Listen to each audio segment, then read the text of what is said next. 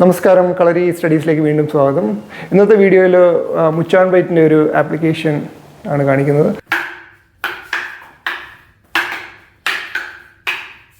നമ്മുടെ വെട്ടിയണ എന്ന് പറയുന്നത് വളരെ വേഗത്തിൽ 6 തട്ടുകൾ പഠിക്കുന്നതാണ് കാണാം. പലപ്പോഴും പല രീതിയിൽ നമ്മൾ അതിനെ ഇൻ്റർപ്രറ്റ് ചെയ്യാറുണ്ട്.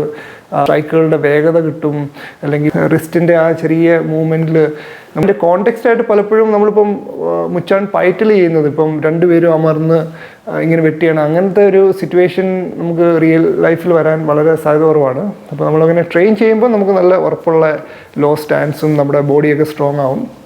പിന്നെ നമ്മുടെ ഇപ്പോൾ കൈയൊക്കെ ചേർത്ത് പിടിച്ച് ചെയ്യുമ്പോഴത്തേക്ക് നമുക്ക് ആ ഒതുങ്ങി നിന്നുകൊണ്ട് ആയുധം മൂവ് ചെയ്യാനുള്ള ആ സ്കില്ലും ഡെവലപ്പ് ചെയ്യും. പക്ഷേ നമ്മളിപ്പോൾ ഒരു പ്രാക്ടിക്കൽ ആപ്ലിക്കേഷൻ എടുക്കുകയാണെങ്കിൽ നമുക്ക് ഒരു കൈക്ക് തന്നെ ചെയ്യുന്നതായിരിക്കും കുറച്ചുകൂടെ പ്രായോഗികം. അതുപോലെ എവിടെ സ്ട്രൈക്ക് ചെയ്യണം എന്നുള്ളത് തന്നെ ഇപ്പം നമ്മൾ കളരിയിലൊക്കെ പഠിക്കുമ്പം പലപ്പോഴും പല ഗുരുക്കന്മാർ പല അഭിപ്രായം പറയാറുണ്ട്. ചിലവരിപ്പോൾ പറയും ഇപ്പം മർമ്മങ്ങൾക്ക് ഇവിടെയും താടിയും ഇതൊക്കെയാണ് പെട്ടെന്ന് അടിക്കേണ്ടത്, അല്ലെങ്കിൽ അങ്ങനെയുള്ള ഇൻ്റർപ്രിറ്റേഷനൊക്കെ പറയും. പക്ഷേ ഇപ്പോൾ ഒരു പ്രാക്ടിക്കലി ചിലപ്പോൾ അത് ആ ഒരു സാഹചര്യം വളരെ ആ ക്ലോസ് റേഞ്ചിൽ വന്നാലൊക്കെ ചെയ്യാൻ പറ്റുമായിരിക്കും. പക്ഷേ ഒരു പ്രായോഗികമായിട്ട് നോക്കിക്കഴിഞ്ഞ് കഴിഞ്ഞാൽ ഇപ്പോൾ ഒരാൾ ഇപ്പോൾ ഈ വീഡിയോയിൽ കാണുന്ന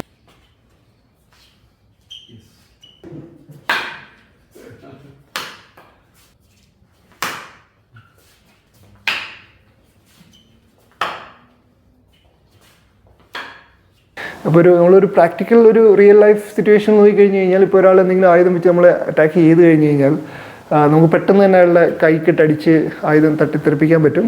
ഇപ്പോൾ ഇവിടെ നമ്മൾ പ്രൊട്ടക്റ്റീവ് ഗ്ലവ്സ് ഇട്ട് ചെയ്യുന്നതുകൊണ്ട് ആയുധം തെറിക്കുന്നില്ല, വേദന എടുക്കാത്തതുകൊണ്ടാണ്. പക്ഷേ ഇപ്പോൾ ഒരു മുച്ചാൻ പരിശീലിച്ചവർക്കറിയാം ഒരു ചെറിയൊരു തട്ട് കെട്ടി തന്നെ എന്തുമാത്രം വേദന എടുക്കും.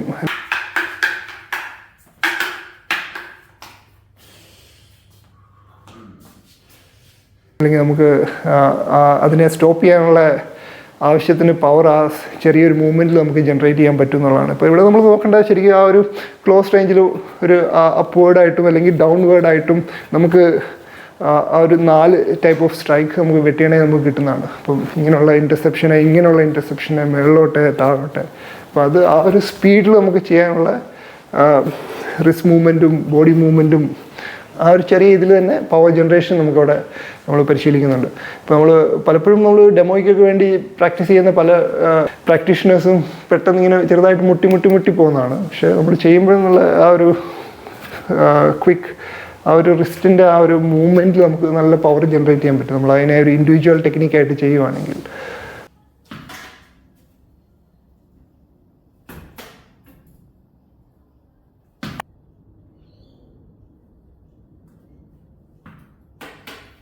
നിങ്ങൾക്ക് വീഡിയോ ഇഷ്ടപ്പെട്ടുവെങ്കിൽ ലൈക്ക് ചെയ്യുക, സബ്സ്ക്രൈബ് ചെയ്യുക, നിങ്ങളുടെ അഭിപ്രായങ്ങൾ എഴുതുക.